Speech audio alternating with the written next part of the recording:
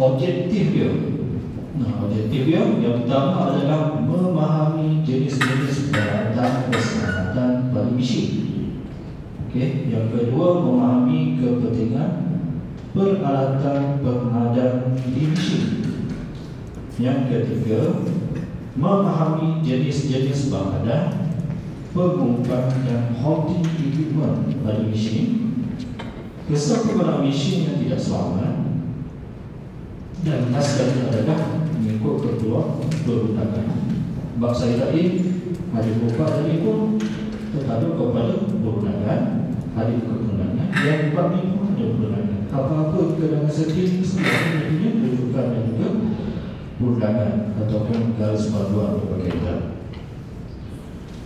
Okey, objektif dia skop dan pengarahan. Skop dia ini merupakan semua industri menggunakan mesin dan jentera bagi membantu meningkatkan produktiviti dan juga pengeluaran.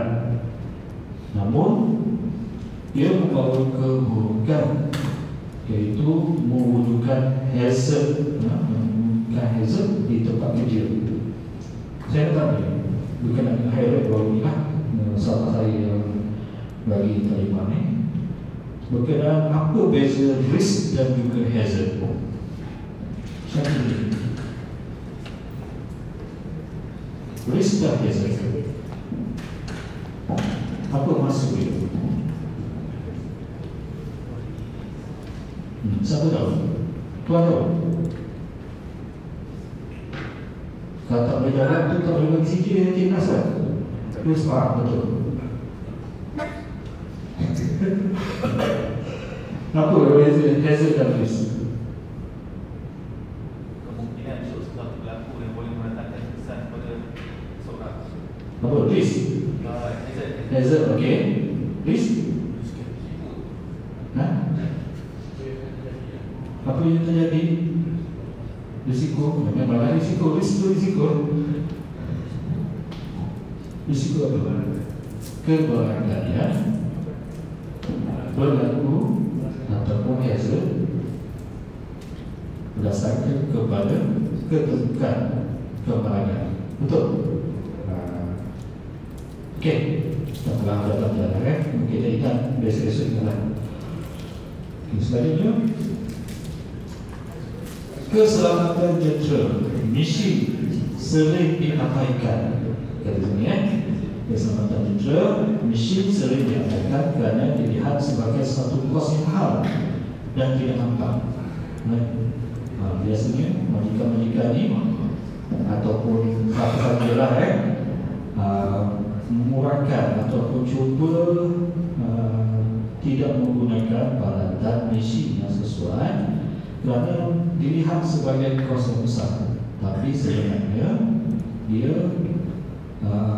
merupakan sekiranya berlaku kemalangan, kos kemalangan lebih besar daripada kos kemalangan. Maksudnya kalau seperti ini membuka dia dapat kos besar, tapi bila efek akibat daripada kemalangan dia akan mendapatkan kos masa dan sebagainya, kualiti akan lebih besar daripada kos penyediaan peralatan yang sesuai lah.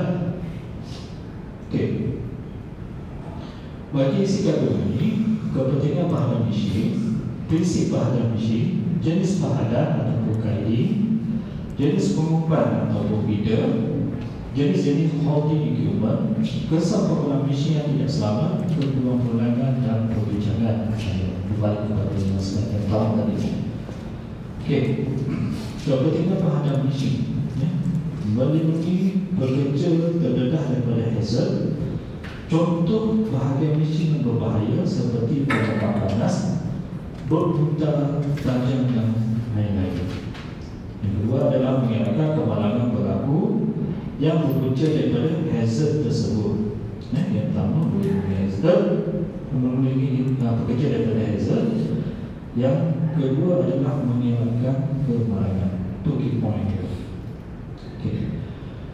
Prinsip bahagian gading, satu, mampu memberi perlindungan untuk mengelakkan laluan masuk ke kawasan operasi, tidak mengganggu operasi jentera dan mesin, lebih tahan lama dengan penggalan yang optimal, dipasang dengan semangat.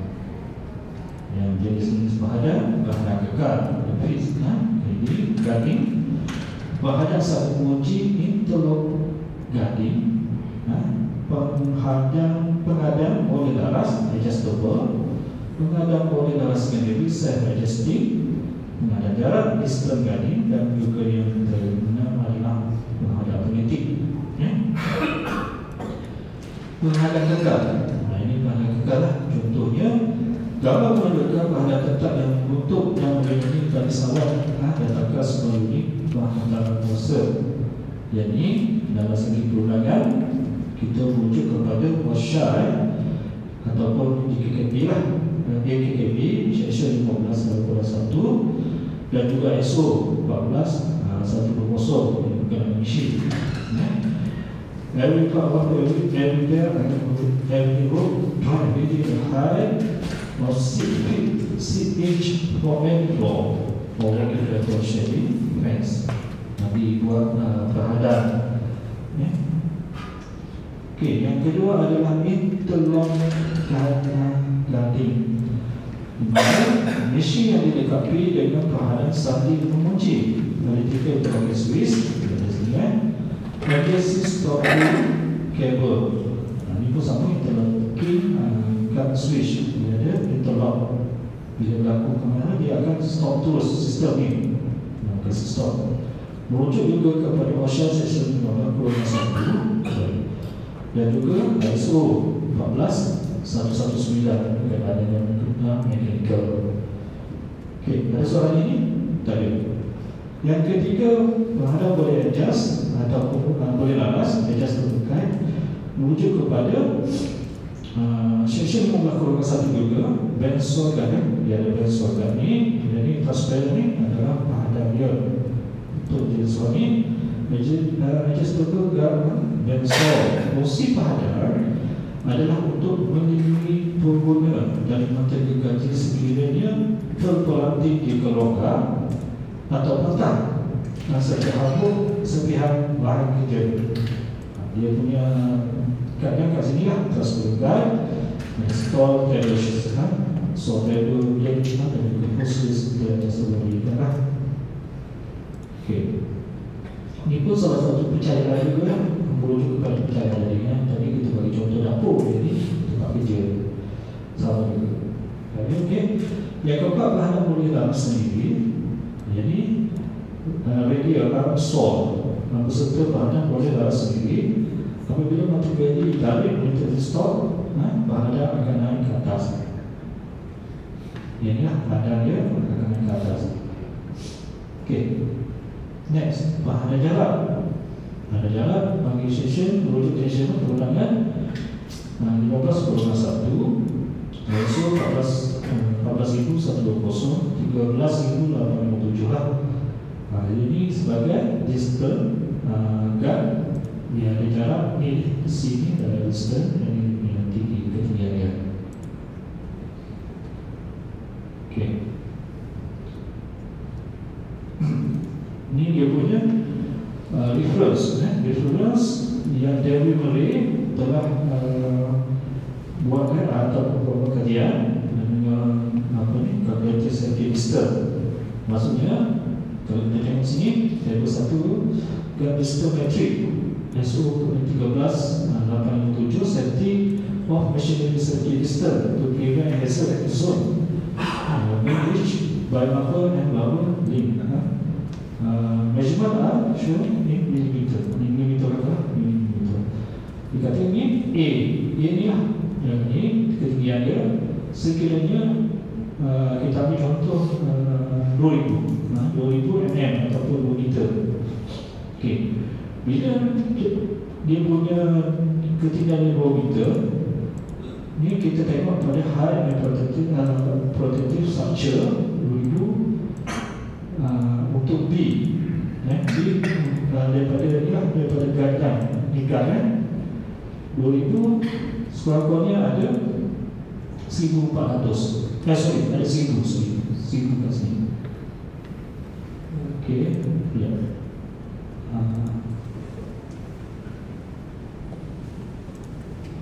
Ini merujuk pada sini. Okey, kalau ketinggian dia 1000 dan C adalah isi dia 1.4 meter, jarak isi 1.4 meter. Tapi sekiranya tinggi dia 2 meter, tinggi kali 2000 atau 2 meter lah, sama seperti ketinggian ni. Jadi dia punya distance dia 600 sahaja. Jelas? Ni boleh tengok dalam CV ya. Ni dah kajian dia buat lah. Yang keenam, penghadap automatik. Sebuah penghargaan yang bergantung kepada mekanisme mesin dan operasi untuk mengawal kemasukan bahagian badan pekerja dari kawasan berbahaya. Jadi ada buat automatik. Bila automatik maksudnya masuk automatik lah. Merujuk juga kepada Masyarakat Seksyen 15.1 ISO 14109 dan 14110 dictionary. Okey, selanjutnya jenis-jenis pengumpan atau feeder, class with budget feed, close feed, budget magazine feed dan club feed. Yang satu yang A ini adalah budget, power press with budget feed. Yang kedua adalah power press with close feed. Yang ketiga adalah power press with budget and magazine feed.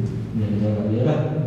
Dan D adalah power press with class feed, di mana merujuk kepada perundangan Seksyen 15.1 ISO 14109 dan 14120. Ini merujuk kepada machinery. Okey, jenis pengumpan selanjutnya yang guna feeder Ini guna feeder, stepping, guiding machine. Dia ada hand feel dan juga ada gravity class feed. Ada gravity class feed, ada hand feel yang itu masuk. Ini merujuk ke stesen sama juga. Okey, selanjutnya jenis-jenis holding equipment. Holding equipment, plier with curve, backbill plier, magnetic, double cup, right angle jaw, feeding tones, vacuum tones, double magnet, turn devices, lightweight prism. Okey, ini bahasa dia lah. Dia punya alat ni. Bahasa kita berapa dia? Layar. Dalam macam ni kita kata layar. Ada monster apa semua kan, tapi dalam kita kata layar. Okey. Kesempurnaan mesin tidak selamat. Bila ni apa ni? Tangan kan? Sensi kan? Mesin. Kabin mesin. Okey. Yang bawa balik lah, tinggalkan sini saja. Power press mesin. Ni bridge mesin.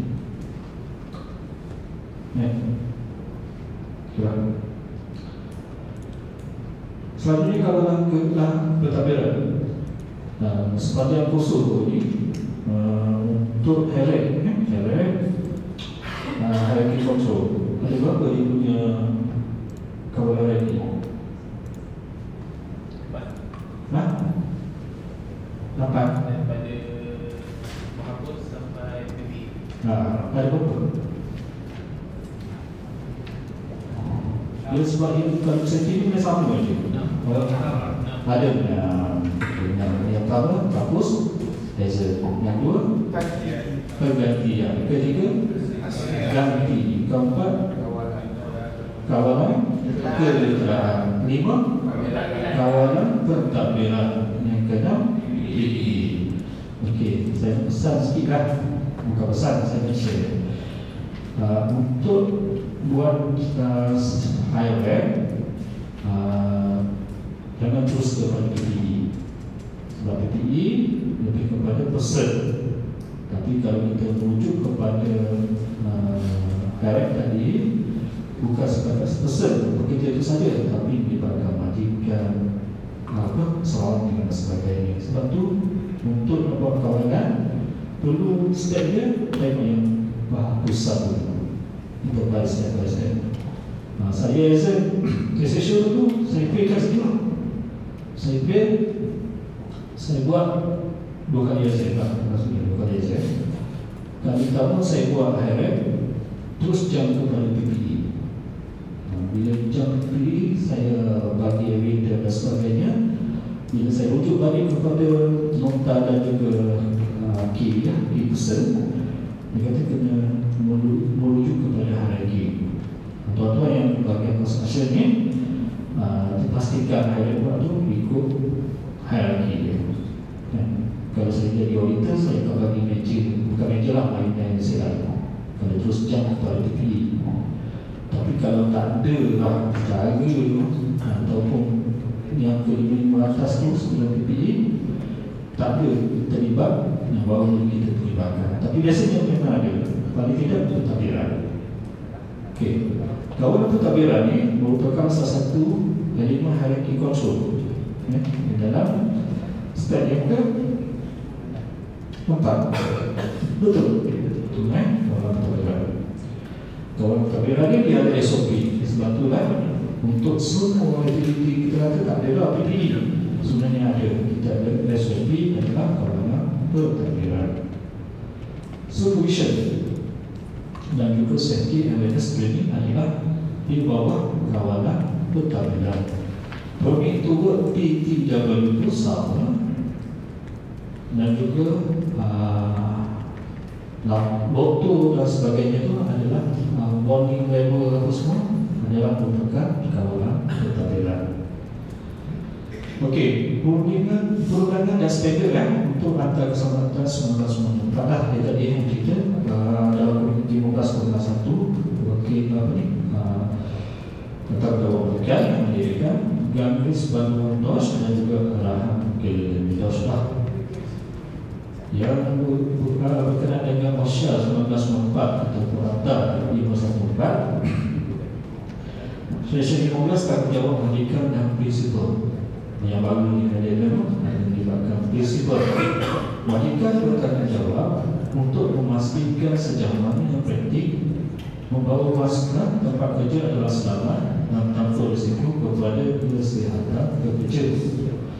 Penyediaan mesin dan peralatan selamat, penyediaan mesin dalam keadaan yang selamat, latihan pekerja untuk menggunakan mesin yang betul. Okey, kalau pekerja yang baru masuk, baru daftar, pastikan bagi latihan yang sewajarnya.